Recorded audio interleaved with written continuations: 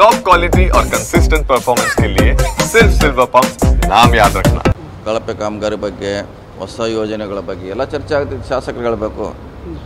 So 17ರ attend ಮಾಡುವಂಥ ಪ್ರಯತ್ನ ಮಾಡ್ತೀವಿ.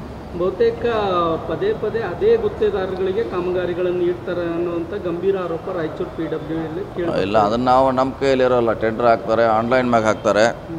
ಅದು ನಮಗೆ ಸಂಬಂಧಪಟ್ಟದ್ದಲ್ಲ, ಯಾಕಂದರೆ ಅದು ಮ್ಯಾನ್ಯುವಲ್ ಇರೋಲ್ಲ.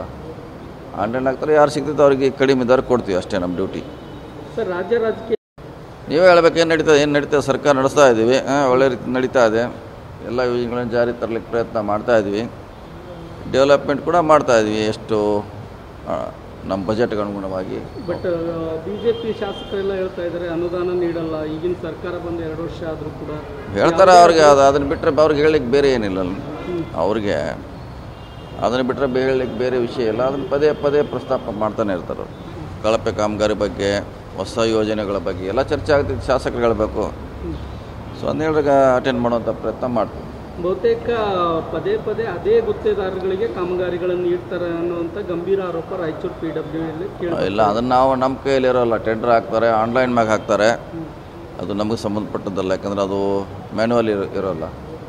ಆನ್ಲೈನ್ ಹಾಕ್ತಾರೆ, ಯಾರು ಸಿಗ್ತೈತೆ ಅವ್ರಿಗೆ ಕಡಿಮೆ ದರ ಕೊಡ್ತೀವಿ, ಅಷ್ಟೇ ನಮ್ಮ ಡ್ಯೂಟಿ. ಸರ್, ರಾಜ್ಯ ರಾಜಕೀಯ ನೀವೇ ಹೇಳ್ಬೇಕು, ಏನು ನಡೀತದೆ ಸರ್ಕಾರ ನಡೆಸ್ತಾ ಇದ್ದೀವಿ. ಒಳ್ಳೆ ರೀತಿ ನಡೀತಾ ಇದೆ. ಎಲ್ಲ ಯೋಜನೆಗಳನ್ನು ಜಾರಿ ತರಲಿಕ್ಕೆ ಪ್ರಯತ್ನ ಮಾಡ್ತಾ ಇದ್ವಿ.